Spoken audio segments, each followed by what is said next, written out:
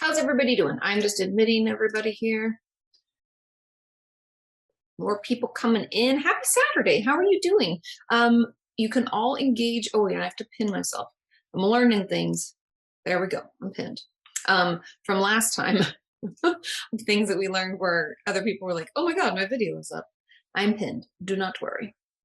We will let everybody in and give people a little bit of time. We have about 10 minutes until 6 minutes until we start, but we'll give it a few minutes since I know some people are just cruising in. We have a lot to cover today.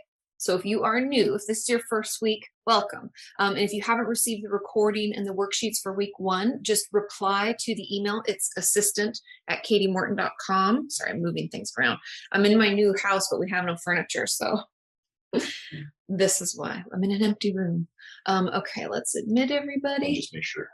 That's why I moved it up, so I had headroom. I have my producer, or Sean, over there. Okay, let's open the chat here. Yeah, howdy. Hey, Jim, and hey, Kaylee. Hey, everybody. Yeah, Sean does have a cool background. He's on vacation. I'm just kidding.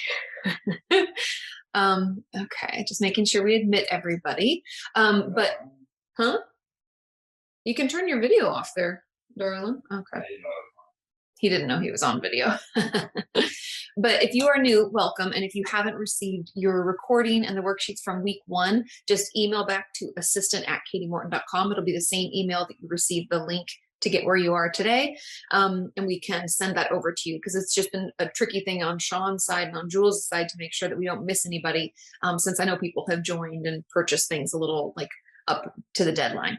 So I was trying to get everything ready to go. I know it does look like a community theater, right? I filmed a couple videos because we're out and we have to have one for Monday. And I felt like a late night television host where I was like, and our musical guest of this evening, let's get started. And then the curtains open. Yeah, so we are pretty much moved, but we just have to wait for our furniture because it hasn't arrived yet.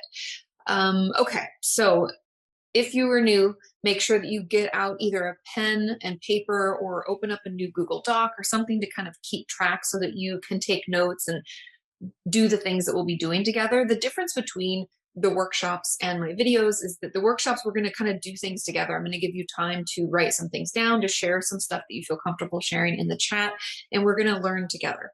And we have a lot that we're going to cover today. So we'll try to, get through as much as we can, as quickly as we can, but not to overwhelm you. Okay, I'm just gonna make sure to admit people as they pop in here. And then once we hit, let's say, what do you think, 2:05, honey? Yeah, I'm 2 hours ahead now. 7:30. We'll give them a couple extra minutes. I don't know what he's talking about over there. Okay. Hey, Sarah, I'm Bernice. So today we're going to talk about, just so you know, a lot of defense mechanisms, communication blunders, and we're going to talk about how to figure out those patterns, how to build resilience so that we don't fall into those as often. And there are quite a few to get through, but I'm glad that you all are here. And especially some of you that weren't able to make it to the first one, I'm glad. Oh, and Sean is sharing the worksheets here. So if you had trouble accessing them or weren't able to, you can get them there. Oh, Bernice, the time change, it hasn't been that rough. I think because we were just like so busy, and a lot of the stuff that we had to do to get into the house, we had to get up early and like go sign the paperwork for this and then go to the bank and do that. And everything was like early in the morning, meaning we had to be somewhere by like 8 or 9. And so we just had to get used to it. We were like forced, although we did take a couple of naps, I will admit. So it's been a little, it'll take some time, but we're doing okay. And today I woke up at like 9 a.m. And it was just natural. Oh, yes. Oh, they're not, Dunkin' Donuts is not in Oregon. Interesting. Naps are underrated. I agree. So Dunkin' Donuts, we had one in Santa Monica, but it was always so crazy busy and people were like just out of their mind about it. And so I waited till like the excitement for it being there died down. And I went once and just got a coffee with like sugar and milk or something. But I'd never ordered like a breakfast sandwich, and I never got like my original, I usually get like a soy latte at Starbucks. And so today I tried the coconut milk latte, and it's like, it needs more sugar. I knew they weren't in Washington, or at least not where my mom is. So anyway, I'm trying out Dunks. I need advice. That's why I asked for it on Instagram. I was like, somebody help me. Okay, naps are the most wonderful thing. Okay, so it's almost 2. I'm going to view the room, admit some people here, get people in. Okay. Oh yeah, and Sean's in as a co-host. It's so tricky, you guys. I'm learning so many things. I know a lot of you have had to use Zoom like for an entire year. And so I'm still, but I haven't had to, I mean, I've done them for meetings, but not ones that I've planned or recorded. I know, no, everything is big in Texas. We went to Whataburger, which is like a fast food burger joint, but it's like specific to, at least I think it started in Texas and like San Antonio, if I recall, but it's like kind of in the southwest of the States. And they were like, do you want a medium or a large? Now in the States, we have small, medium, large.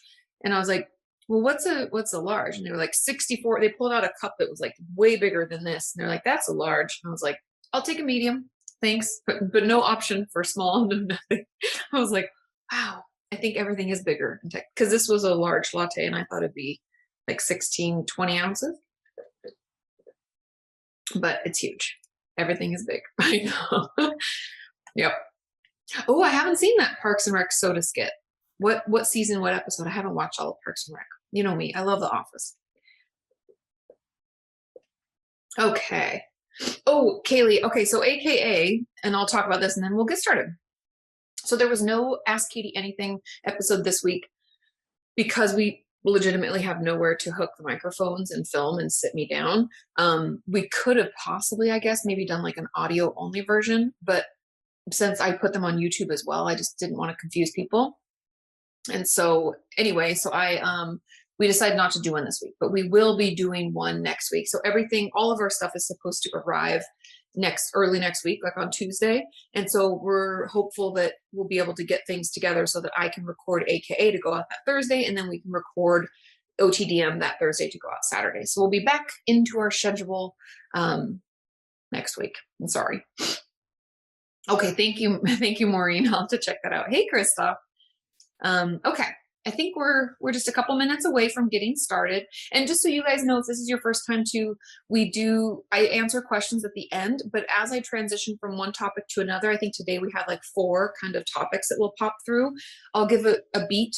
And if you have questions, then I can answer them just so you kind of know that, okay, we're ending one segment, moving into another. If you had questions on that one, you can feel free to ask it then, or you can hold it till the end. It doesn't matter, but I just want to make sure, that everybody's questions get answered. And last time I think we hung out, if anybody remembers, maybe like 15, 20 minutes after the hour. So I'll try to make sure that we make enough time so that we get your questions answered.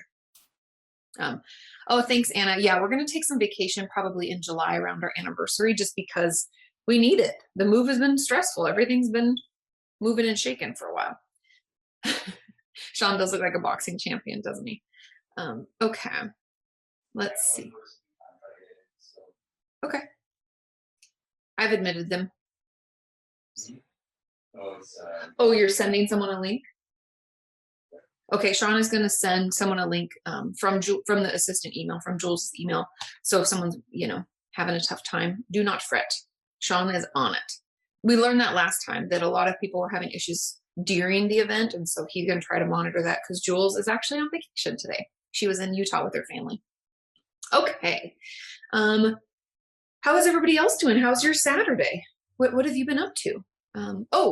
Isabel says, wondering if you could sum up the homework when you send out the link to the recording in case some people forgot what it was. Yes, I definitely could. Date yourself. Exactly, Nicholas.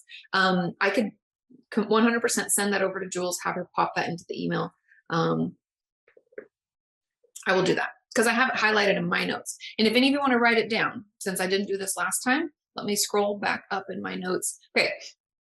Homework for last week was to take yourself on a date, to try to just track some of your thoughts and utilize the story of an emotion worksheet. Just try it at least once.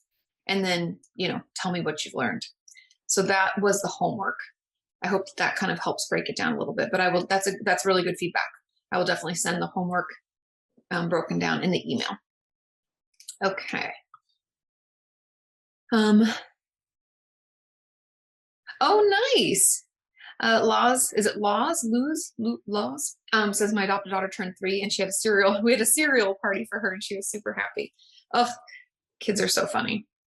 Sean and I went and ate at this breakfast place the other day, and they had like a little play area for children, and it was really interesting and entertaining to watch them, like who's the dominant kid in the group. There was like this bully that all the other kids were like, no, we don't want to play with you or whatever. And it was just funny. I was like, wow, it's like Lord of the Flies with kids sometimes. They're so funny, but they're very much just like adults. They're just like mini adults. They have like their own little community in the way they talk to one another. Oh no, you got the flu, Bethany. That's the pits. Kids are super funny. Okay, it's been enough time, I think. Are we ready to get into it? Are you ready? Got your papers and pens and everything ready? Is Portia here? I don't know. Jasmine just came in. So we'll see everybody as they kind of roll in, but Sean will be on that. So if anybody has to pop out or has an issue with their internet and they need to pop out, pop back in, Sean will try to monitor that so you can get back in. Yes. Okay. Yep. She's here. We're good. Everybody's in. We're good. Let's get into it. Okay, so today we're going to talk about identifying unhealthy relationship patterns. We all have them. It doesn't make us bad people. We just need to be able to recognize them so that we can change them, right? And I'm also going to dig into common communication blunders. And as I said last week, this entire relationship workshop is not just for romantic relationships. It's for all our relationships, especially the one with ourselves. And you will notice how when we start to go through some of these defense mechanisms, how they affect our relationships with others, but they also affect how we talk to ourselves, how we allow ourselves to feel or not feel emotions, and overall how we manage in life. And so relationships is really just a very broad term. I don't want anybody to think that this is all about dating, marriage, things like that. It's not. Okay, so let's dive into first defense mechanisms and why they exist. Okay, so defense mechanisms are really just adaptive things that we have possibly learned from like a parent or a caregiver, and they're there to keep us safe. We often do these intuitively.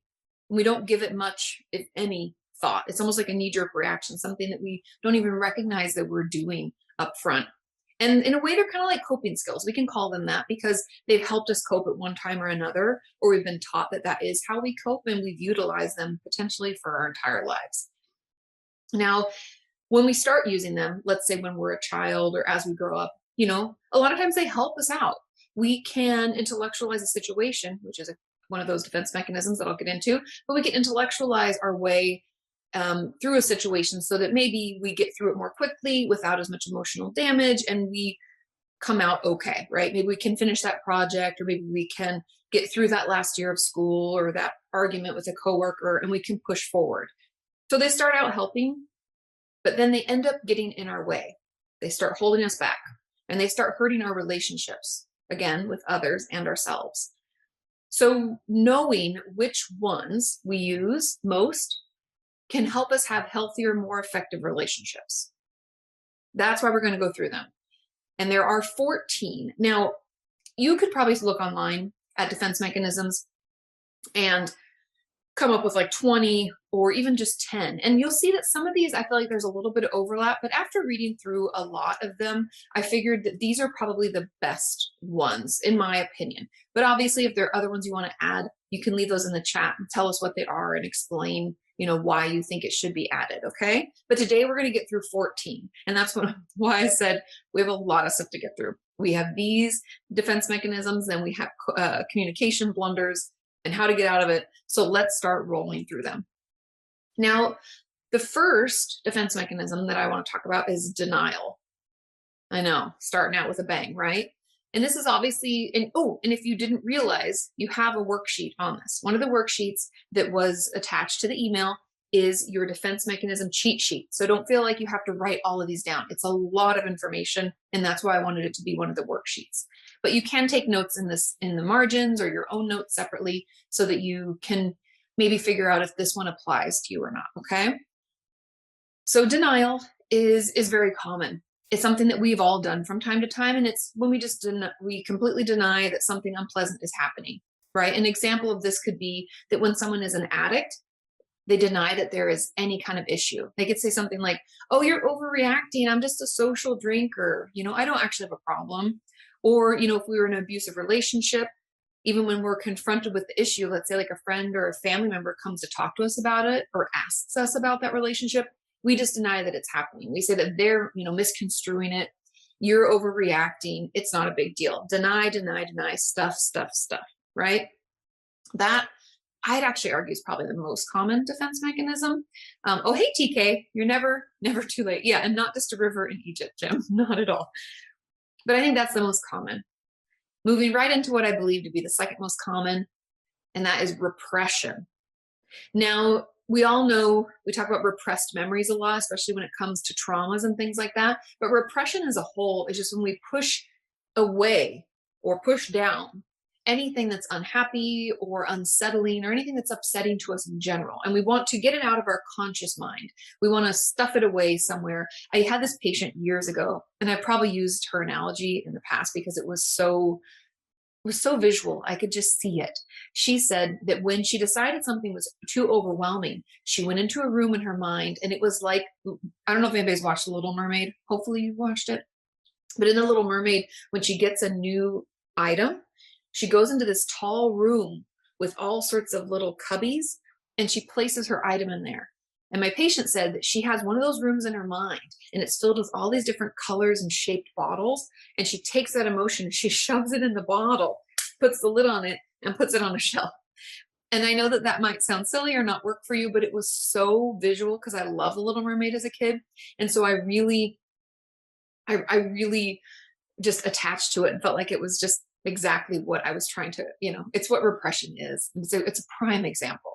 And so this can happen when we repress memories about past emotions. And this will come up really quickly, right? Our urge to repress will come up quickly, and we can try to distract ourselves with something to avoid acknowledging any of those emotions at all. It's almost like it never existed. It's not like denial when it kind of comes up and we're like, ah, and then we want to say like, oh, it's not that big of a deal. Repression's like, this never happened. Distract, do something else and push it away, put it in a bottle and put it on the shelf. Okay. The third one, intellectualization. Now, some of you out there, especially in our Patreon live streams, have noticed that you've done this, and we've talked about this a lot. And this is when we kind of use our logical research type brain to talk ourselves out of an experience or to maybe undermine it or invalidate what's happening. So an example of this would be, instead of admitting that what our friend said to us was hurtful, we can explain how through neuroscience and research that we know that when people get upset, they lash out at others. They can't help it. So we use research or information to invalidate our experience and our feelings. Does anybody feel like they do this one? I do this one sometimes. I'm like, they just had a tough time. Okay, so Wiz says, so what's the difference between denial and repression? That with denial, we just know what's going on and we just don't want to admit it. Correct. And with repression, we consciously really don't know. Correct. That's exactly it, Wiz. That's exactly it. And what was this called again? These are all defense mechanisms. And the third one is intellectualization. And these are all listed on your worksheet. So you don't have to write all of them down. Ouch, don't call me out like that. I would never, Isabel. I would never dream of it. Okay. Are we ready to move on to number 4? Regression. Now, when we get stressed or upset, we can revert back to a younger self. And I've talked about this, how common this is. I think, when we go home as adults, we can revert back into our childlike or at least our teen-like selves. And this can also happen in children when a trauma occurs or a big life change. Like I had a patient once tell me that when they moved houses, her 4-year-old started wetting the bed again. And she took her into the doctor and talking to therapy, trying to figure out what was going on. But it just turned out that she was regressing because of the stress of the move, because she had to change schools, or it wasn't school, it was like preschool. But like it just felt her life was in upheaval, and she's 4, so she doesn't always know how to express what she's going through or get any support when she needs it. And so regression is very common. TK, I have a PhD in intellectualization. It's true. But when it comes to regression, it's very common. It's something that a lot of us do. It's, again, another defense mechanism, another way to protect ourselves from feeling the way we feel. And even I personally have felt this way, that it almost gives me permission to like throw a real tantrum. Like if I go home to see my mom, I remember when I was in college for the first couple of years, when I would go home for Christmas or go home for the summer break, I would regress back to like teen me. And she would, my mom would be like, well, sure you're home by X time because we're having dinner. And I'd be like, you can't tell me what to do. Like, it gave me an excuse to frankly be an asshole, but it was also a way for me to avoid the feeling of like growing up and not knowing who I am and all that was going on. It was like, instead of acknowledging that and acknowledging the stress of school and the stress of trying to figure out who I was, I would just regress and I would lash out. And it's like, it gave me that kind of out. Number 5, and I know I'm moving through quickly. If you have questions about each of these, feel free to let me know. There's just 14, so I don't want to belabor it. I want to make sure we kind of get through these. Okay. So number 5 is projection. And it's when we take any of our own emotions, anything that we experience personally, or things that we think are unacceptable, and we put them onto someone else, like a projector, right? We all were in school, right? You put something down and it projects out onto the wall, right? It's away from us. Even if we're feeling it and experiencing it, we're not acknowledging it's ours. We're putting it onto someone else. And an example of this would be that if we're angry with someone, that we can yell at them for being angry with us. So we're actually angry, but we're gonna yell at them and say, you're being so rude and you're angry with me. It's almost like that old, I don't know if anybody else has seen these like memes and these jokes, but people have talked about how if you cheat in a relationship, you automatically assume that the other person is cheating and will try to like say that they, like ask them if they are, ask them where they were, like you don't trust them because you're doing something. That's projection. Okay, they don't have projectors anymore. I know, Bethany. Now it's all computers. Makes me feel so old. Okay. And so projection prevents us from having to process our own emotions, and instead we blame someone else for having it. And I will be honest, this happens a lot in therapy, but when it's in therapy, we call it transference, which really isn't anything different. And I don't want to get caught in the weeds on this, but it's just so if you understand transference and you're having a tough time wrapping your head around projection, you can understand what I'm talking about. We're taking our own emotions and we're putting it onto someone else. That's like when people can be, I don't know, like really, let's just say they're really upset with someone, but they'll say to them like, I don't know why you're being so rude to me. And they like haven't done anything. That's the best example. Cheaters are paranoid. But it's true. So true. Okay. Moving on. Ready? Number 6, displacement. So this is when we take out the upset that we feel from one person or situation onto someone else. Meaning, like if I got into a fight with Sean, I could go out, I don't even know. Let's say I'm just driving down the road and someone cuts me off and I like way overreact. I've displaced my upset with Sean onto that poor driver and on the road who really didn't even mean to, or it didn't even really cut me off. I'm just overreacting, displacing my upset onto someone else.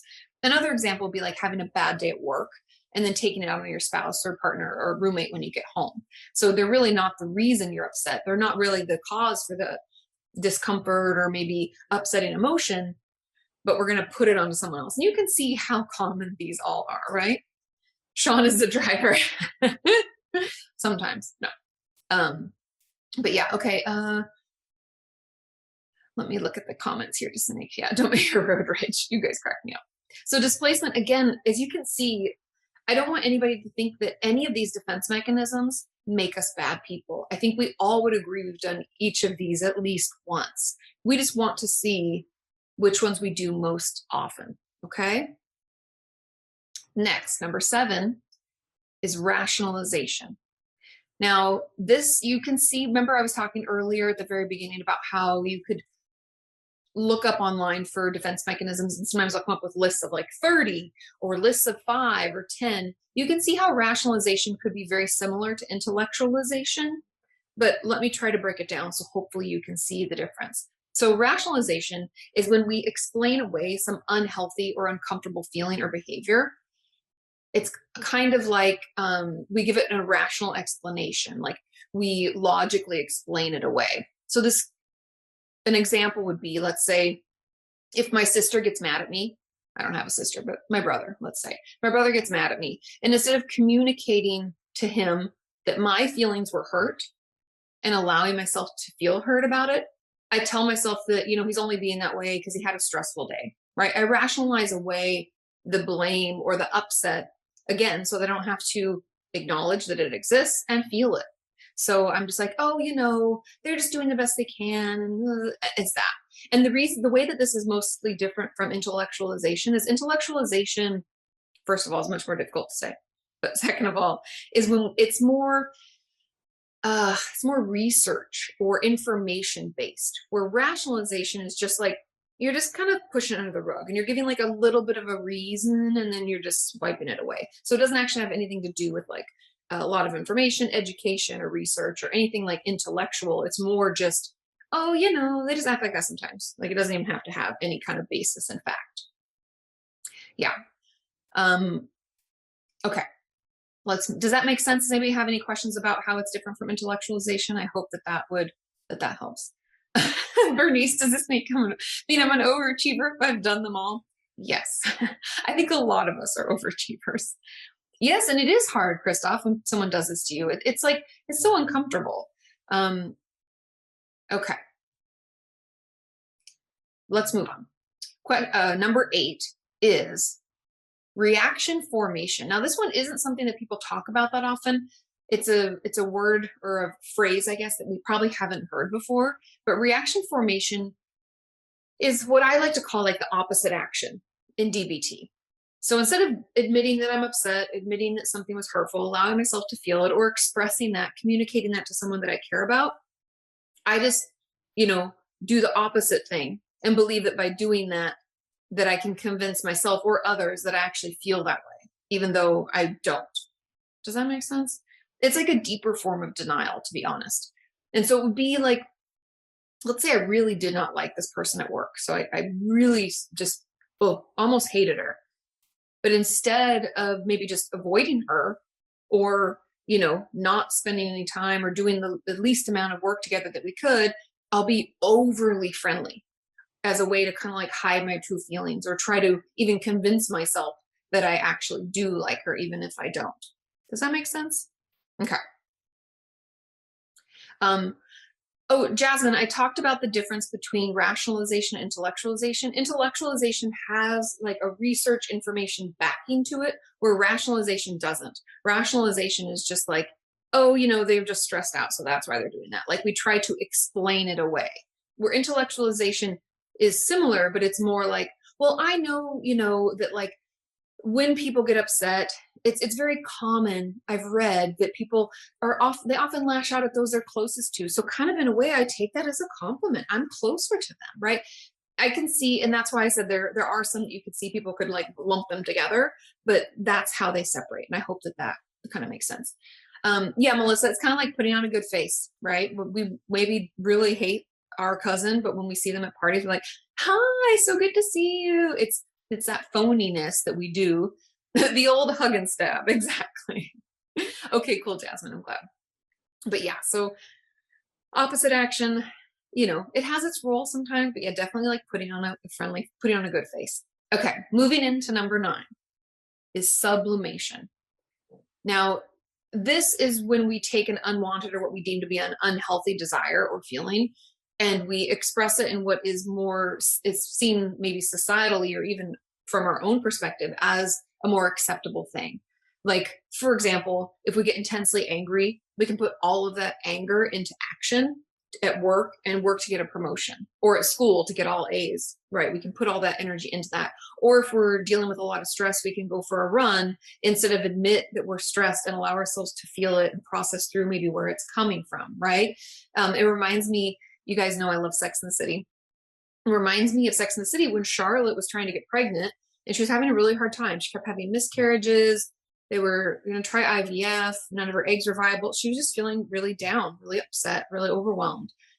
And instead of admitting that she was very, very upset and very sad about it, she would go for runs. And her husband, Harry, tried to talk to her and she'd be like, I'm going to go for a run. Like she didn't even want to talk about it. And it's part of that kind of defense mechanism. Yes, exactly. Katrine says, or when we're heartbroken, we turn to work to not be confronted with the heartache. Yes. Teresa, this is different from distraction because distraction, it doesn't have to necessarily be something that's societally better. The thing about sublimation is we turn it into what is more acceptable. So like instead of crying at work, we put all our energy into that project. Does that make sense? It's like we're doing it so that it's like a more acceptable version, where distraction could be acceptable or not. It's still a distraction. Even if we were, let's say drinking excessively or something, that wouldn't be something that's necessarily good for us or societally acceptable, but we're still distracting. Does that make sense? Yeah, and you could call it that, Bernice, like unhealthy motivation. Totally. And it could workaholism could be part of it, Jim. It could be the way, because you could do like sublimation. Like I said, Charlotte in Sex and the City, she was running. So it's not always work related, but it can be like, right, we distract with what we have to get done or things that we want to do. We put all of that, what could be thought of as like negative energy or just upset that we're not processing. We form it and push it into something that we feel is more acceptable. Make sense? Okay. Next, we're getting through these quickly, which is good, because like I said, we've got a lot to cover. Number 10, and this one we talked about a lot, is dissociation. Ooh, Sean held a sneeze in, you guys. Did you hear it? Just a little bit? That was funny. Okay, so dissociation is another defense mechanism. And obviously we've talked about this a lot, but when everything that we're experiencing in our world feels just too much, right? I feel like this is the overwhelm defense mechanism, or the too much defense mechanism. When things start to feel too much for us, like we could feel overly anxious, even overly depressed. I've had patients dissociate, trauma flashbacks. You could just feel a sense of overwhelm completely from all sorts of various parts of your life, and your brain pulls the ripcord. It pulls you out of there and dissociates. And so this distance that dissociation gives us from ourself or our environment allows us to get through it, but we all know we're not actually present. We're not feeling what we need to feel. We're not admitting what's going on or acknowledging the pain that we're feeling. We're just we're out of here so that we can get through it. And again, just, another defense mechanism. Yeah, TK, like a movie where sound and visual are slightly off. It can totally be that. Okay, I'm with a minor in dissociation. Will crack me up. Okay, let's move into number 11. Now, this one is one that, again, we've all kind of experienced: acting out. So when we can't take what we're feeling or experiencing and put it into words and communicate those to other people, we act it out. So this could be like, instead of telling your spouse or your roommate or whoever that you're upset with them for, let's say, not do your part of the housekeeping, like leaving dishes all over or something. So instead of telling them, hey, I'd really appreciate it if you did the dishes. When I get home from work, I find it super upsetting and stressful. It would just be really helpful if you could do your dishes. Instead of doing that, we act annoyed, frustrated, and take it out on them all day. It's like we just kind of act out what we aren't communicating. And yeah, Christoph, very guilty of this. It's not quite passive aggressive, TK, and I'll get into, because that's another one. It can be, again, it's one of those kind of overlapping things, but passive aggression can be more than just acting out, right? We can actually say things and make other things happen or not happen for them as a way to make them upset, versus just acting out. I think of acting out almost like runs in tandem with regression. So we're kind of like a child and we're kind of lashing out. We're like throwing a tantrum and like when they come in the room, we're like huff and we walk away. Yes, that can be part of passive aggression, but not all the time. Does that make sense? It's more active aggression. It is. Exactly, Christoph. It's much more active. Okay, we're almost there. Number 12 is humor. A lot of us are guilty of this. When instead of admitting that something's upsetting or that we feel bad, we make jokes. We're such jokers. We try to laugh it off, or we try to make other people laugh, kind of to get them to distract from, like, look over here, this funny thing. Let's not talk about my relationship with my mom anymore. That makes me uncomfortable, right? DJ raises. I know. We all do this. Oh my God, Kaylee. Yes, says I use humor in my therapy sessions. I cannot tell you how many of my patients over the years that have done this. Like, we're talking about a trauma from childhood that's super painful, and I'm trying to empathize with them, and I'm like leaning closer, and I'm like, yes, I understand. And then they make a joke about it and try to laugh it off. This can also present itself as like laughing while talking about something that's painful. It's not as active as when we try to tell a joke or make light of something, but it's still another form of, like, again, think of defense mechanisms as these kind of bizarre coping skills we've used, maybe healthy at one time, now unhealthy, right? So laughing it off is a form of that. Do I ever crack up because a client's hilarious? I might smile, but I think because I'm in therapist mode, I'm not easy to like stir, because when you're in therapist mode, the goal is to not be reactive. I don't want them to think that anything they say is shocking, overwhelming. So you try to remain neutral. And so even if my patients tell a joke, I'm like, I hear you. Sounds like this is uncomfortable, and we're using humor to try to deflect from that. I know, so therapist-y, but that's just how it is. This is good. Wiz says, "Oh God, Katie, I hate it when my therapist does the whole neutral thing. We're trained to. We're supposed to." And Jasmine says, "Humor could be regression too, but in a funny way. Kind of. You could see it could be more childlike, but depends on the type of humor, right? Not all of it is childlike, but again, there can be those overlaps and those things. That's why I think if you tried to Google defense mechanisms, you'll see all different amounts of numbers and lists. But these are just the ones that I see the most, and I even personally have done, and the ones that I thought would be the most helpful for us. Okay, number 13, moving into one we were just kind of talking about, passive aggressive behavior. So this is when we avoid any direct communication about our upsets, and instead we try to passively get someone to realize we're upset. Oh, we make big sighs. Maybe we drag our feet instead of telling them, hey, I don't really want to go to that event, or I don't want to go out to dinner, I'm too tired. We just drag our feet, and then we're like, oh, the restaurant's going to close in like an hour. We don't have time anymore. And we try to do things passively to get the outcome that we could actually just communicate and ensure that we got in the end. Does that make sense? And we all do this. Let's be honest. I'll be the first one to raise my hand. We all do this. Isabel says, would sarcasm be humor or passive aggression? Depends on how it's used. I think if sarcasm is used to make everybody else laugh, like including, the other people in our lives, then it would be humor. But if it's used as a way to try to manipulate someone into recognizing that we're actually upset, then it'd be passive aggression. The way that I always like to think of passive aggression is that it's more of a manipulation. And I know, again, we have bad connotations attached to these words like manipulation. We all manipulate others. I'm here to tell you. I know it sounds bad, but we all do it because we're not that great at communicating. Hence why I wanted to create this workshop. Because we get nervous, we worry about judgment, we have our own judgment, we're caught in a shame spiral, there's lots of guilt and embarrassment, all this stuff swirling around us. Maybe no one in our life ever taught us how to healthfully communicate. And so passive aggression is when we're trying to get them to read our minds, is essentially the goal. We're like, I want you, through my bizarro actions that you don't even understand, I want you to realize that I'm actually really upset about that thing you did 2 weeks ago. That's like passive aggression. Yeah, Sarah says, I use social media to be passive aggressive. We do. There's no room for judgment here. We're all just trying to acknowledge the ones that we do most, because again, I think we all have done them all at one time or another. But if we can try to just be more aware, right, we can't change what we don't know. So Sarah, you're not alone. Yeah, Kaylee, I agree. Passive aggression is what I do personally that annoys me the most. Really want to change that. Me too. It's not helpful, right?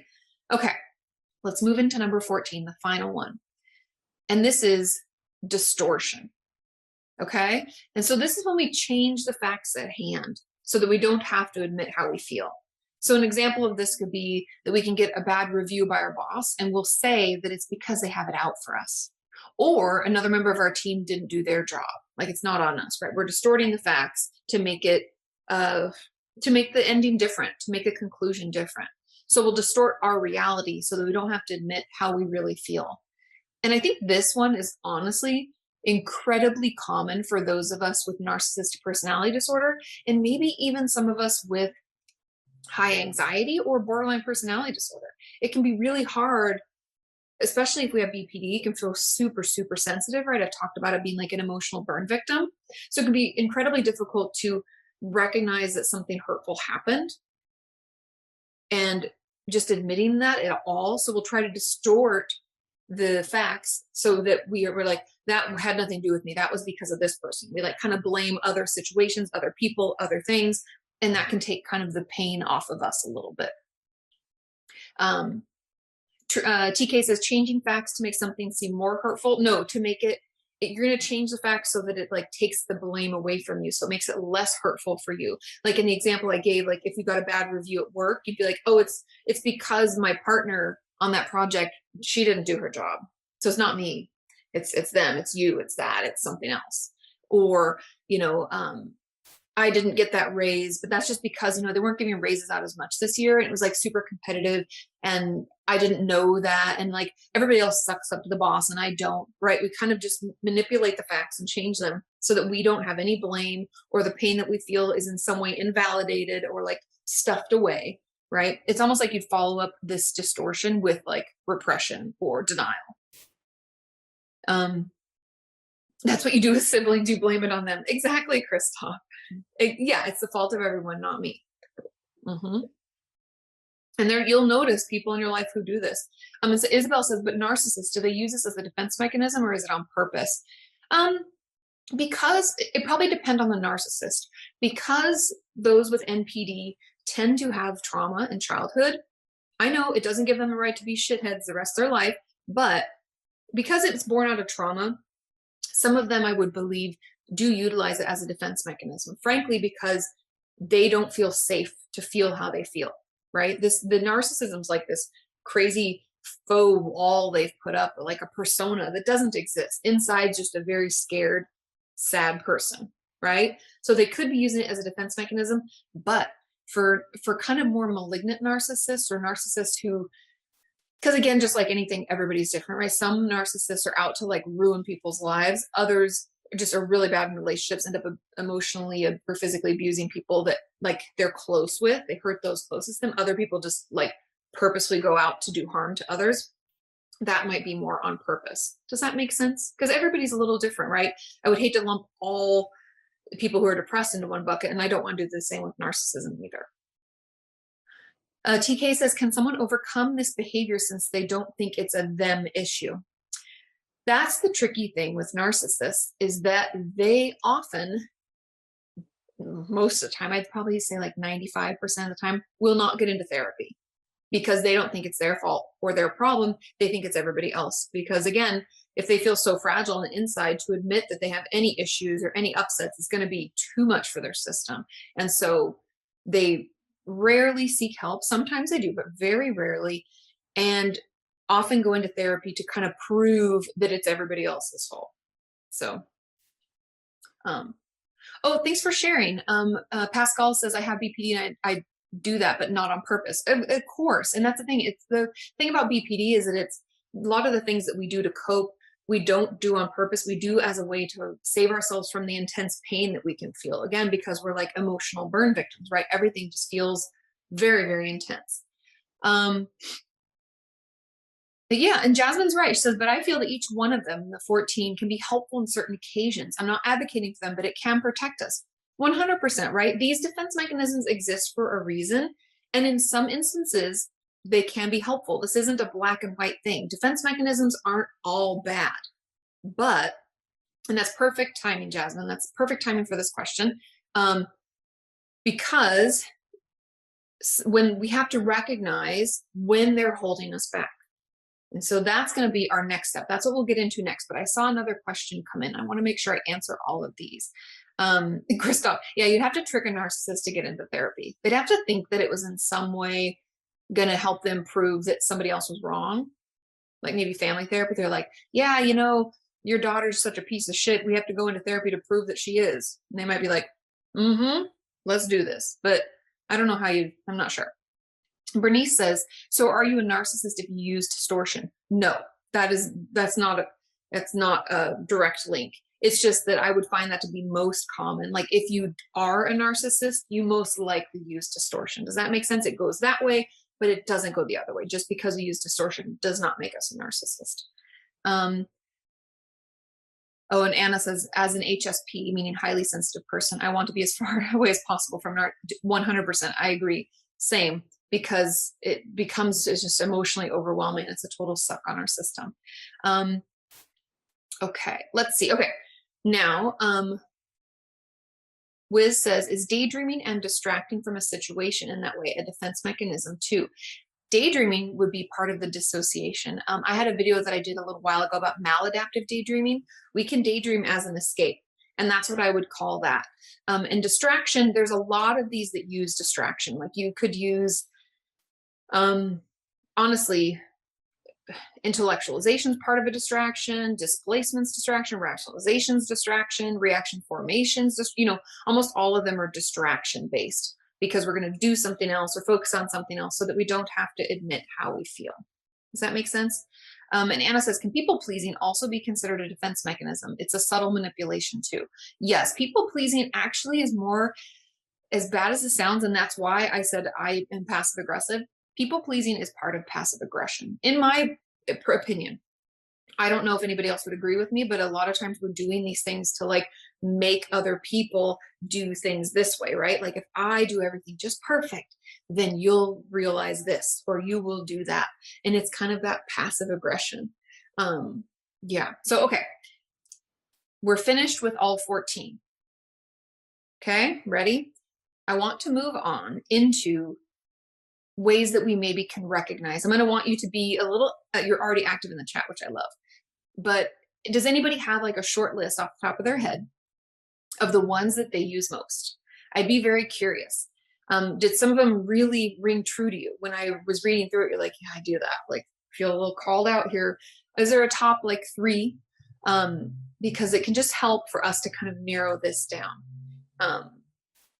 Oh, Lou, for any of you, if you feel like you missed some of them, they are on the worksheet. So let me pull it up, because the defense mechanism worksheet, you'll see it's a 2-pager and it goes through all of them. So you will see all the way down to distortion. Boom, Sean put it in there. Boom. So you don't have to write them all down. I gave examples on top of what's already on the worksheet, just so for conversational, like, so we can ask questions and we can figure it out. Okay, Jalissa says, I feel like I use mostly repression. Tatank, okay, I see catcher. Yeah, displacement, intellectualization, dissociation, humor. Yes, I love it. It helps for us just to take a minute to recognize what these are. Okay, which ones we use most. Yeah, I'm probably, if I'm being honest with you guys, I'd probably say that I do passive aggression most, and then probably sublimation next, and then intellectualization. Those are probably my most common. And some work, some don't. Sometimes it's helpful, sometimes it's not. But take some time to figure out maybe your top 3, 4 that you do most often, and write this down. I love that you're putting them in the chat, and I think that's wonderful because that helps us all be reminded that we're not alone. Nothing's wrong with us. Again, these things, the defense mechanisms aren't all bad or all good. They're just there. Yep, intellectualization, rationalization. Yep, Becca, I see you. I think it's just, it's important for us to take some time. And if you don't know off the top of your head after this conversation, that can be part of your homework. You can take this worksheet, later, look at it, read through it again, replay this video, and try to think of what or how which one affects you most, I guess, which one you turn to most. And now I want to move into, so okay, we've moved on past what they are, which ones we struggle with the most. And now I want to dive into the ways that we can recognize that we're using them. And that's kind of why I wanted you to figure out what your top 3 at least are, because just being more aware, like recognizing some of the signs and symptoms of these top 3 and knowing when you're using them is huge. That helps us so much. We can't change what we don't understand, right? We can't change what we don't see and acknowledge. And so that's why mindfulness is the first pillar of DBT, is because if we don't recognize it, we don't identify how we're feeling and what we're doing, we can't work to change it, right? And it works here too. That's the same here. So that mindfulness component, that first step, is key here as well. The second is to take responsibility. When we see those flags going up, right? So it might be helpful in your worksheet next to those top 3, let's say passive aggression is one of them, just like I was saying, that's one that I do, then maybe rationalization or whatever. write down some of the ways that you see it acting out in your life. Meaning, like if I'm talking about my passive aggression, are there times when I wish that Sean could read my mind and I'm doing things to try to get him to know how I feel? Do I have thoughts like, God, he just doesn't understand. Oh, I wish he'd just hear me on this, or I wish he just would figure that out. What? Oh, you're trying to read my mind? He's such a smart aleck. Too funny. But pay attention to some of those red flags for you. Like what pops up for you? If it's rationalization or intellectualization, do we find ourselves trying to make sense of something like for someone else when really we're just upset? Like let's say we're in an argument with our sister or our mom or something, and we're like, but you know, she just doesn't know how to express herself, or she has just had a stressful week. Are we doing that a lot? Or are we, but I read this article that people, are we doing that? Like look for those little red flags for you so that we can take more ownership, that we Sean got us to say sure, correct me up. So that we can take more responsibility, right? Then when we're doing it, because okay, we've seen those red flags, they're coming up. First, we've acknowledged which ones affect us most and how to kind of look out for them. Then we see ourselves doing it and we take responsibility by breaking the pattern. So if I'm being passive aggressive and expecting Sean to read my mind and bring me water when I didn't ask for it, right? If I'm expecting this, then what can I do to break the pattern? Any ideas? I know it's hard. Yeah, same, Bernice, same. You use passive aggression. Yeah, because it's like sometimes you just get so exhausted. It's like, oh, I don't even know. Yep, exactly, Nicholas. Voice my needs. Jalissa, find alternatives. This would be like, instead of me being passive aggressive, going, oh, and like dragging my feet until we're running late for something. Another way would be for me to say, hey, Sean, I really don't want to go to this event. I've been exhausted. I'm working a lot. Can we just not? That would be a way. Or I feel like going out to dinner and that's why I'm dragging my feet on cooking, right? It's just communicating. It's stating the need. Yes, it's going to be fucking uncomfortable. Nobody said change is easy, but if we find that this is something that's hindering us and holding us back and we don't like that we're doing it, we're going to have to do something different. Sometimes it will work out. Sometimes we won't have the words to put to it and we'll think about doing it and we won't. That's all progress. Just being able to identify some of these and do differently is so key. Okay, I know. Exactly, Christoph. So this would mean that I would have to talk to others. Yep. And to tell them my inner thoughts and feelings. Yes. I know, like I said, feels very uncomfortable. We don't really love it. We'd rather do our defense mechanisms. And that's why they're there. Sometimes I think we have to acknowledge, like, hey, they're there because they did serve a purpose, right? They protected me from trying to communicate what I was thinking and feeling. So I didn't have to acknowledge it because that's hard. They're there for a reason, and we're not going to be able to get rid of all of them. Again, this is not black and white. They are not all good or all bad. Defense mechanisms are helpful. Like I was mentioning, there was a comment, and I forget who said it earlier, but sometimes these do help. But there are times they're going to hinder our relationships and cause arguments. And so it's really important that we pick and choose some times where we can try something different. Maybe being passive aggressive is better. You guys crack me up. Yeah, Jalissa says sometimes we know our issues but don't admit it. 100%. Anna says there's a lot of vulnerability in being honest and communicating. Yes, but I will push back on that a little, Anna, because the people who aren't going to respond well to us communicating our wants and needs don't really deserve to have a relationship with anyone. If you can't have someone in your life communicate a need or a want or tell you how they feel, that's a very limiting relationship. I'd argue that it's not healthy for anyone, right? So I'm just gonna push back on that a little bit, but I hear you.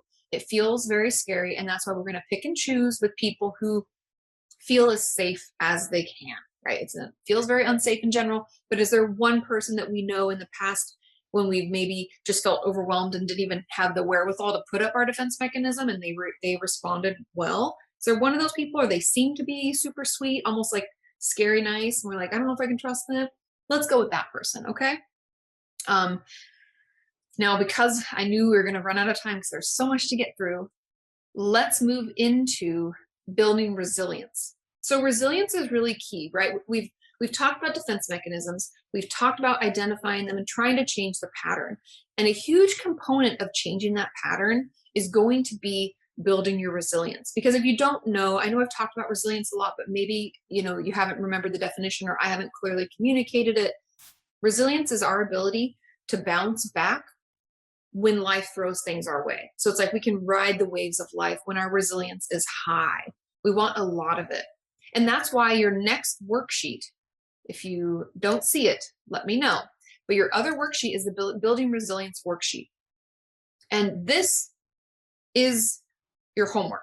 Okay. If you remember nothing else, if you don't do anything else, obviously we talked about other things like identifying some of the defense mechanisms, but I want you to utilize this worksheet. Try to come up with ways to build up that resilience, because the thing about resilience is if we don't have it, if it's really low, meaning we're not taking care of our basic needs, we're talking trash to ourselves all the time, we have no coping skills to help us deal with what's going on, or no healthy coping skills, we just almost like blow in the wind with what happens in our life. We are completely vulnerable to an emotional overwhelm or to any upset. Everything in our life will feel very just overwhelming, and we have no way to cope. So we really want to build that up. And so take a look at that that worksheet. Resilience isn't being vulnerable. Resilience is your ability to be vulnerable. It like allows you to do more. It's almost like overall health and wellness, like mental health. It's like my resilience would allow me to have people be rude to me and me be like, it's not that big a deal. It's okay. Today's going to be a great day. Little upsets that happen throughout my day aren't going to wipe me out and send me into a depression spiral or a panic attack or dissociation, right? They're not going to push me into my defense mechanisms. I will have the mental strength and wherewithal to decide how I want to react. Does that make sense? I hope that helps. Yes, lack of sleep depletes resiliency, 100%. That's why the first component of that worksheet is your basic needs, meaning drinking enough water, sleeping enough, eating enough, showering regularly. There's all sorts of basic things that we kind of need to help us feel okay and to be in a good enough mind space to handle our day. I think we all would agree, like if we did not get a good night's sleep, we're going to be super vulnerable to, I'm like super tearful. I'll like cry randomly if I haven't slept well, or get really angry, right? My emotional volatility is like all over the place. And I'd be more apt to use one of those defense mechanisms in a way that's not helpful for me, because I frankly don't have the ability to not give in. Yes, hangry. Exactly. Yes, Christoph, Braving the Wilderness is such a great book. Oh, I said it goes really well with this workshop in 5. Yes, and HALT. TK's put HALT, and that stands for hungry, angry, lonely, tired. That's one of the acronyms they use in DBT, and it's a way that we can kind of take care of our basic needs so that we're not as vulnerable to our emotional responses. So I really want you to spend some time in that worksheet this week coming up with some things, 5 daytime and 5 nighttime coping skills. Some things that we can do. Or even if you're like, hey, this week my goal is to eat more regularly 2 days. Okay. Or I'm going to try to shower 3 times this week. Meet you where you're at. Don't feel like you have to do all 10 out of 10 things. It's okay to just try a little. I want you to take off the little bites of this workshop that you can chew now, knowing that you can go back, you can listen to this again, you can take the worksheets, print out another copy if you want to have a printed copy. You can do it as many times as you need. Okay, because we have more to get through and I want to leave some time for your questions. We're going to move into the final portion of this, okay? And that is communication blunders, things that we want to avoid in our relationships. Does anybody have any ideas of one of the most common communication blunders? I always like to hear from you guys first. Oh, totally, Julius. It's just I got to give myself goals or else I stay like a bum at home. We all do. Same. Oh, Lynette, what do you mean by processing coping skills on the worksheet? Oh, it's the I should have, sorry, that's my bad, I guess. I wasn't very clear. Processing coping skills. I wish, is Katie K here? I wish she was here. Sean, maybe you can find my coping skills YouTube video. Sean will link a video, and I'm sorry. That's one of the things I try not to do when I take information. I assume people understand and put it in there. I try to explain everything, but I dropped the ball on this one. Processing coping skills are things like what Nicholas was saying, like journaling, talking to a friend, filling out an impulse log. And I have all of this explained, and Sean will link it soon, into my YouTube video about 25 coping skills. I talk about the difference between distraction coping skills and processing coping skills. Thank you, Sean. It's really helpful. And thank you for pointing that out. It's really important that we all understand what I'm saying. And sorry, I made that assumption. Yep, voila. Okay. I know. Where is Katie King when you need her? She's like the link ninja. Okay. So let me know if you have any follow-ups. And again, sorry for not making that more clear. Okay. So one of the communication blunders that I'm guilty of is keeping score. Now I want you to write these down. These are helpful so that, and the reason I paired this with defense mechanisms is the way out of defense mechanisms is to, I think Nicholas was the one that gave it to us, is communicate your needs, tell them what's happening. How are you feeling? So we want to make sure that we're communicating clearly, that we're not keeping score. Keeping score is when we say some in our head usually, or to someone else, the person that we're keeping score with, you know, I've cooked dinner the last 8 out of 10 nights. You should be doing more. Or, you know, I have cleaned the house the last 3 weeks and you haven't. Or, you know, I'm always the one, which is another communication blunder in there too. But I'm always the one that has to go get the groceries. I've been doing that, you know, for the last 6 times, and you've done it no times, 0 times, right? We keep score. I've done this X amount. I expect you to do it this much. Instead of keeping score, a better way to communicate would be, you know, it's been really tiring this week. I'm just exhausted. Would you mind doing that thing? Or you could say, I feel like I have to do that a lot. Would you mind taking care of it this week? It's a little better. It's a little nicer. It's not so judgmental. It's not so like I have this rolling list of things I've done and things that they haven't done. Keeping score isn't helpful in any relationship. It doesn't bode well, right? We can't expect people to do exactly the same amount as us. We should be doing things in our relationships because we love them and we care about them and we do it with joy. Like I would gladly go pick my friend up from the airport, and if they weren't available to pick me up the next time, I wouldn't be like, well, I picked you up, so now I'm not going to pick you up. Like that's not helpful. That's only hurtful, right? Well, Jalissa, you're already moving in the right direction. She said, I stopped keeping score, but now I can't voice my needs. It can take practice, and that's okay. Give yourself time. You've made it already, you know, huge distance. So give yourself a little pat on the back. And now we'll try maybe writing down what we might want to say and practicing saying it out loud to ourselves. That can be helpful. Yeah, transactional relationships. I love that, AV. Totally. Katie has an Excel spreadsheet. If I liked Excel spreadsheets, maybe, but that's just my demise. Okay, moving on to our second most common communication blunder. There are 7, by the way. And the second is using absolutes. And I did it a little bit there. I said, I feel like I'm always doing this, or you're never. So absolutes are words like always, all, none, never, must, every, just. It's when we use terms that are absolute, meaning it's like black and white. And we do this, we all do this. I'm raising both my hands. I do this all the time.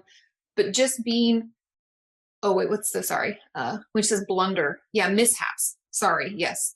Defects in how we communicate. Yeah, like, oh, sorry, that might be not a good word for those of us who aren't native English speakers. Sorry.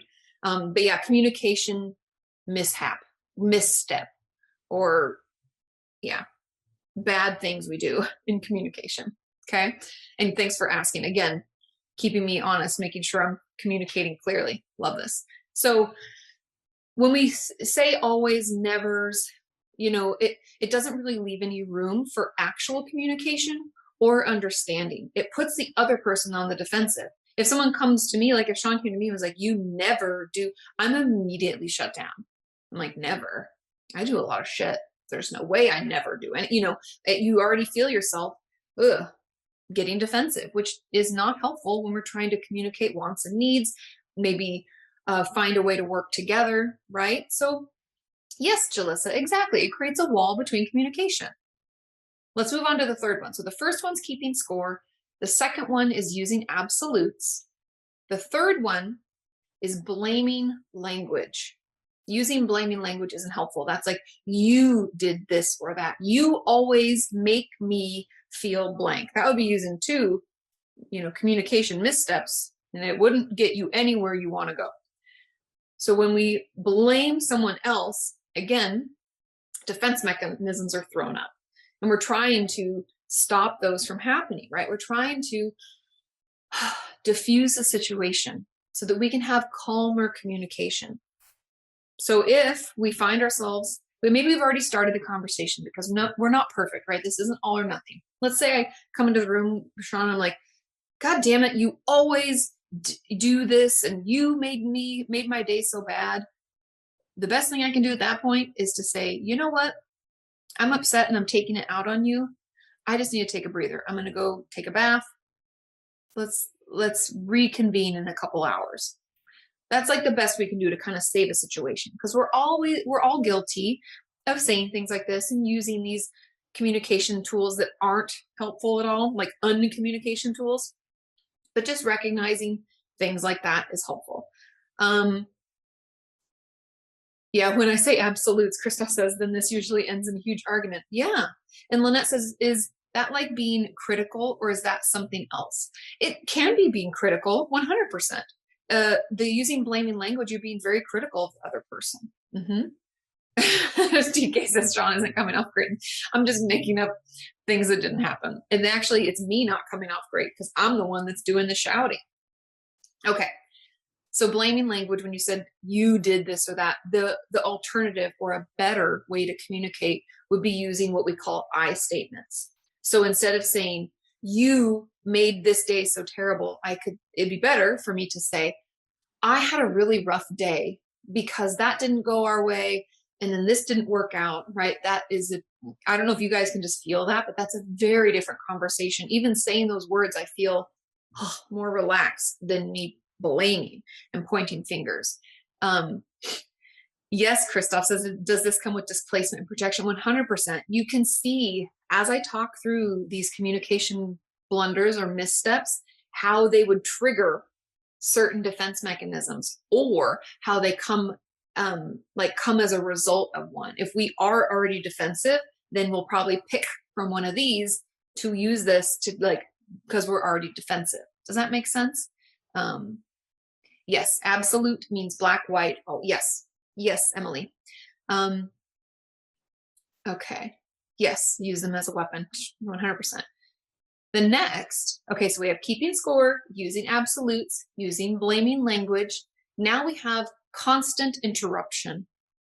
When we interrupt someone and we don't let them continue communicating, it is not only disrespectful, but it doesn't allow for conversation and communication. It shuts it down. It makes it impossible for the other person, and then they can get defensive.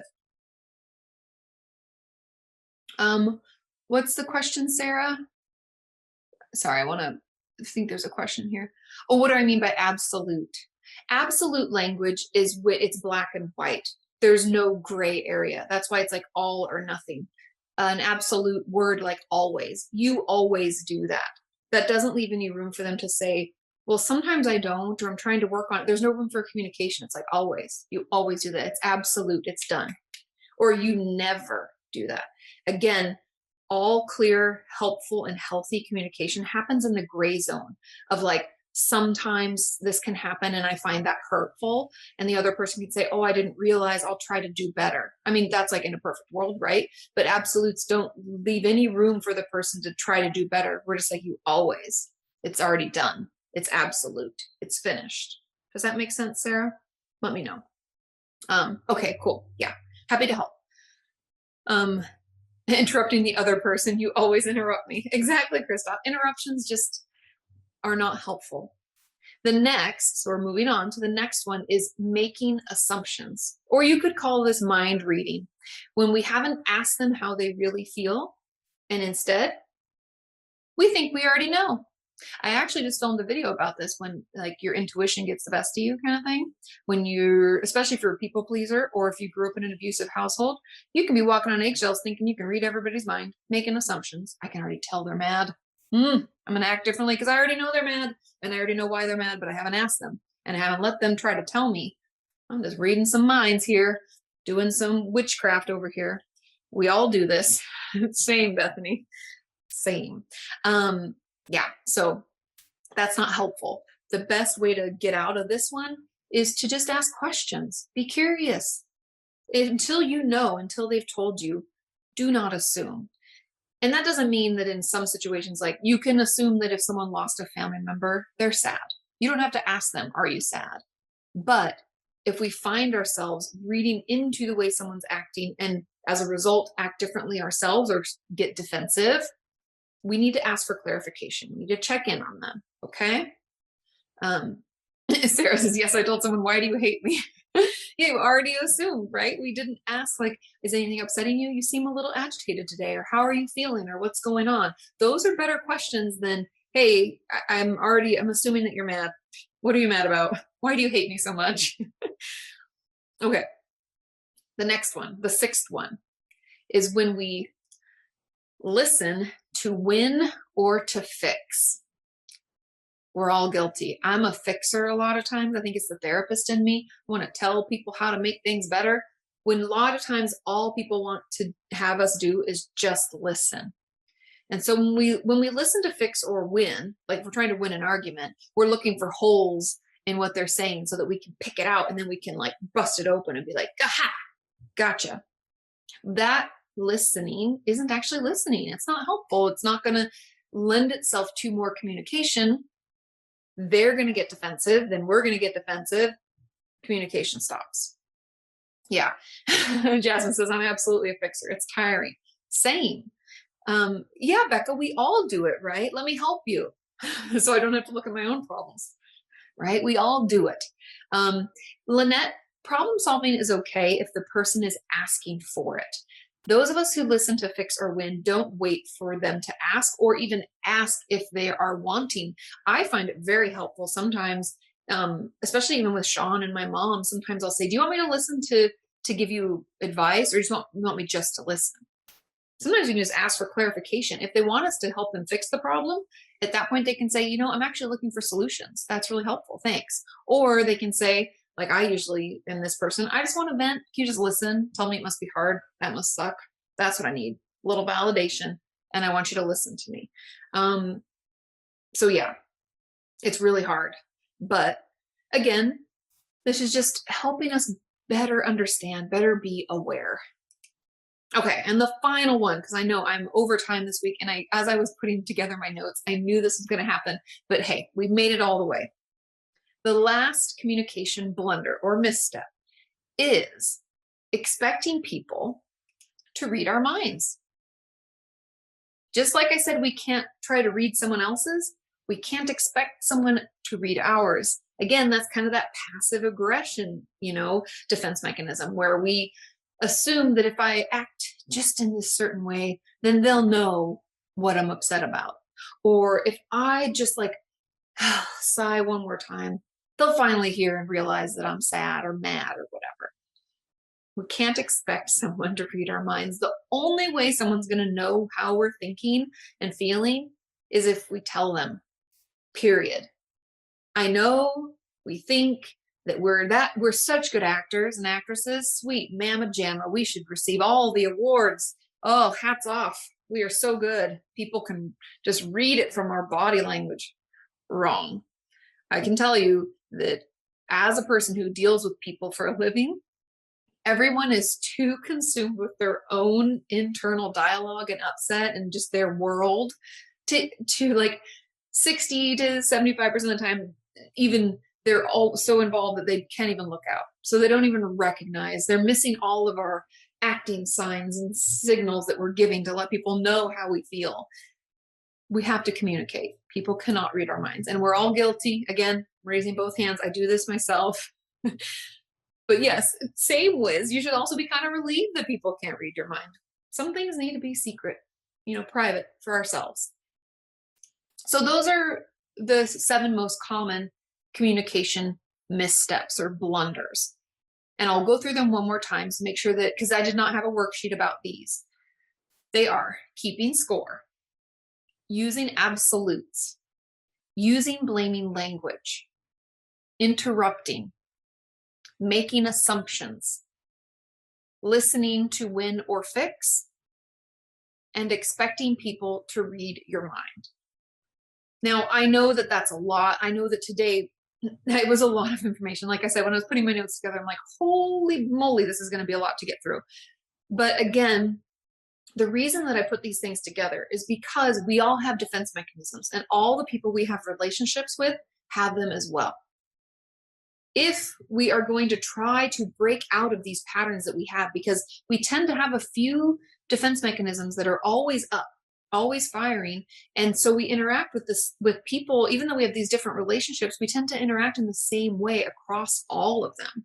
And so noticing the patterns, noticing which ones we tend to use, and how is it in relation to those communication blunders that I went through? Is it when I try to read someone's mind or assume that they can read mine, I do this?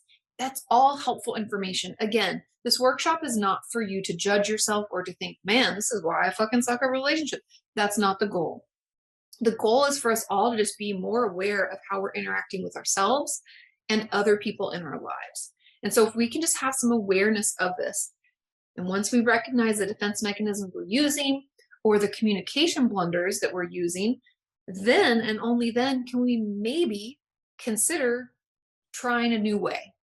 Maybe instead of being passive aggressive, I'm going to try to communicate how I feel. And I'm going to do my best not to use absolutes. It's not perfect. I'm not perfect. I'm going to do my best, right? So we're taking all this into consideration. Again, I know it's a lot. And thank you, Sean, for putting that in the chat. But your homework, okay. And I will have Sean send this to Jules, because I think she's the one sending out all the emails, but Sean might be managing that. I think he's managing it for her until she gets back tomorrow. But the homework is to identify your most common defense mechanisms and then journal a little bit, just a little bit, about why you use them. And then we're going to utilize that building resilience worksheet. Remember, I said that's your homework. And one other little thing I'll add in, this is the last of it, is 2 to 3 common triggers that you find in your life that cause you to use that defense mechanism. Does that make sense? Ariana, I knew a J-bomb was coming. So if we can recognize, remember when we were talking back about defense mechanisms, I was like, what are those red flags that when we know we're using them, are we able to acknowledge what it was that caused that in the first place? Like, were we triggered because we felt overwhelmed? Were we triggered to use the defense mechanism because we felt blamed? Was someone using absolutes? Like, we have a lot of information here from the workshop, and hopefully through that you're able to kind of identify what causes you to use your defense mechanisms. Is it that our resilience is down? Is it because we haven't been taking care of our basic needs? I don't know. Those are just some ideas. So I hope that that isn't too much. Are we okay? I know this is so much information. I was like, oh, this is a lot. So I hope I didn't overwhelm you. I just wanted to get through all of them and make sure that we understood how they're different and how they apply to us. The more, the better. Okay, cool, Ariana, I'm glad. But feel free, again, like, sharing in this is helpful. I love that you guys are talking in the chat. I hope you're still doing your homework. I know I mentioned the homework from the week 1.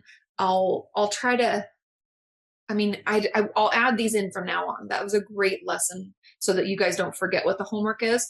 And I'll see if I can maybe have Jules or Sean send out the homework from week 1, but I feel like it might get too complicated. So hopefully you feel okay with it. Let's take yourself on a date.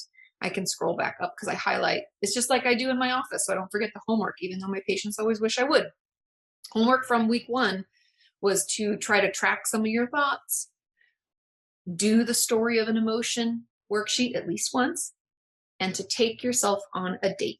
Yes, Bethany said I need to find time to do the date. Yeah, I know. Christoph was talking about he was trying to figure out how to do one for himself too. It's important that we date ourselves. We get to know ourselves so we can fall in love with ourselves, or at least, fall out of hate with ourselves. It can be really helpful. Oh, good, Lynette. I'm so glad. Yay. I'm glad this has been helpful. Okay. So I know this is a lot. Again, take your time. The workshops will be recorded and I'll send this out. It takes a minute because it'll be saved to the computer and then Sean uploads it to YouTube and we'll send out the unlisted link so that you can watch this back. Take your time with it. This was a lot. Oh, good, Anna. I'm so glad. I know the hour went by so quick. I was like, oh my God, I'm over time. But identifying some of your most common defense mechanisms will be key, and communication blunders. It'll help us. It's going to help us so much so that we, honestly, it'll obviously make our relationships better with others, but it'll also make us feel better because then we're actually communicating how we feel instead of stuffing it down, distracting from it, acting out as a result, using humor, passive aggressive behavior. All of that just ends up holding us back. Okay, any other you want to shake it out? Does everybody want to shake it out? Yeah, thank you guys so much for being here. Okay, question. Maureen says, how do we tap into our emotions when our default is to distance, intellectualize, rationalize? Hard to communicate what we're feeling if we ourselves are not aware. Totally get it. I feel like I should have made this week's like 3 hours long. I think that when it comes to that, something that can be helpful is to print out one of those feelings charts. Here, I'll link. Let me see if I can link my favorite one. It's called the feeling chart wheel. I think this is the one. Yes, here it is. I wonder how here we go. Ba-ba. This is my favorite. This is the one I give to my patients. This is the one I use personally. Let me put it in here. And this is how do I make sure it's to everybody? Oh, everybody. There we go. Boom. There. You can use that feelings wheel. Now, I know you're still like, but I don't even know. Just try to identify one, even if the feeling is scared or overwhelmed or anything like that. You can use that feelings wheel to try to figure out maybe what's coming up for you. Like if we now are recognizing that we're using, intellectualization a lot, but we don't know why, maybe when we notice that we're using intellectualization, if we can, I know it doesn't always work, right? Because our defense mechanisms are up. That means that we could be in an argument or in a situation where we can't, step away. But if you are able to step away and take a look at the feelings wheel, see if any of those sound right to you. I find that even if we can't identify them, sometimes reading through them just helps spark. We're like, yes, that one, right? And it might be sadness. We might be surprised by what is like standing out to us. But use that as a way to try to slowly get to know yourself a little bit more. And I hope that helps. Keep me follow up if that wasn't helpful, if you need more guidance. But I find sometimes with stuff like this, it's like less is more. So we can just try one and see if that works.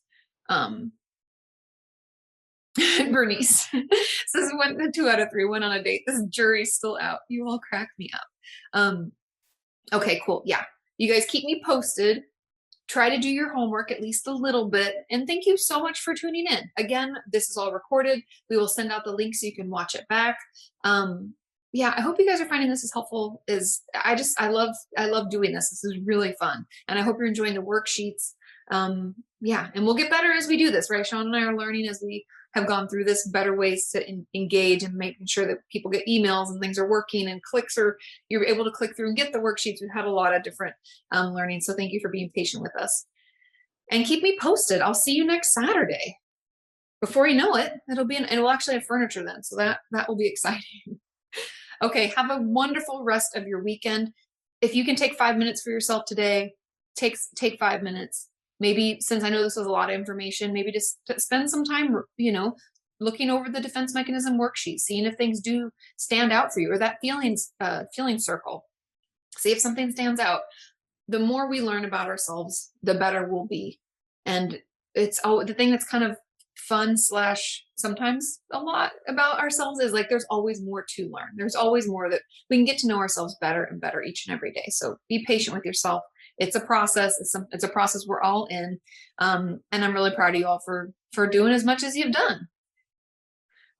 Okay, have a wonderful, wonderful rest of your weekend.